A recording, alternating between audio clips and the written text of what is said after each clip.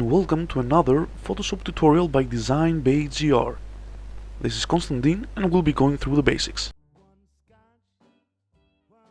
Since we already created our project and managed our workspace, let's talk about grid and guides.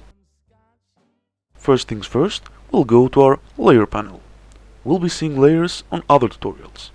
Right now, we just want to unlock the layer. A small lock is on the right, indicating that this layer is locked. Since this is our background layer, it's locked by default. To unlock it, simply double-click on it. A window pops up, but for now let's leave the settings as they are and click OK. Around your new project you can see your rulers. If they're not there, simply go to View, Rulers, or press Ctrl R on your keyboard. By doing so, you can switch on and off your rulers. Let's bring them back and see how we can manage them. On top left, you can see this little square where the rulers start from. If you click and hold, you'll notice that our cursor changes. Click and drag around your project. What you see is our starting point. Depending on your project, you might want to move it around. But for now, let's just put it back at the very beginning of our page.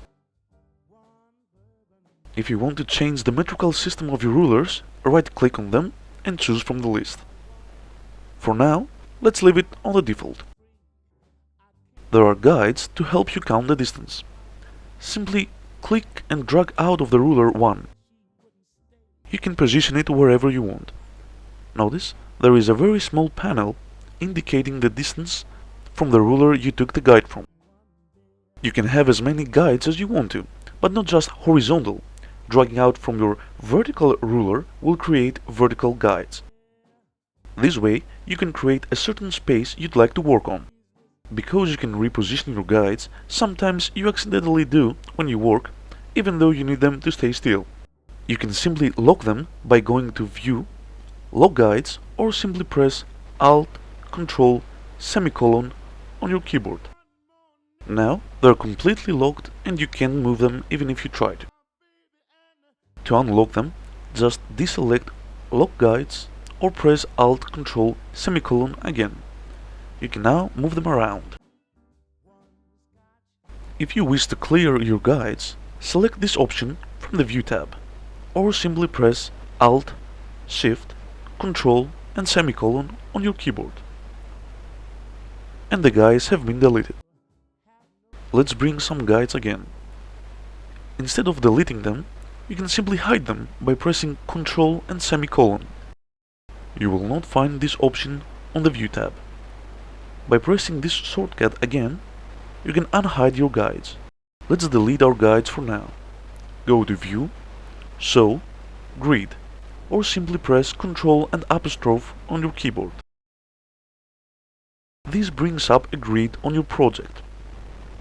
Keep in mind that neither guides nor grid will be embedded on your final project. It's only for you to see. You can see that your page is divided by squares. These are to help you count some distance. At this point, you would like to have your snap option selected. Go to View and select Snap, or simply press Shift Ctrl semicolon on your keyboard. Having this option on means Photoshop goes a little bit smarter, realizing the edges and vertex on anything you give it, and snaps it to each other, layers, objects, even guides. If we now drag out a guide, you can see Photoshop tries to snap it on the grid. Let's zoom in. If we try to move around our guide, it's being pulled over by grid. It snaps perfectly, but sometimes you might not want that. Let's zoom out again. Double-click on a guide. That brings up a window with preferences. There are options for guides and grid as well.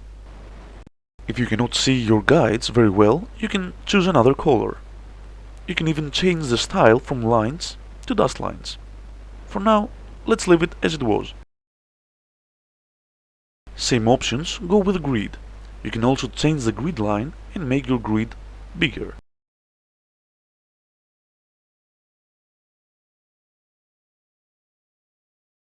And your subdivisions, depending on how detailed your project is going to be. Less subdivisions means bigger squares. You can change the style to dots, dashed lines, or simple lines.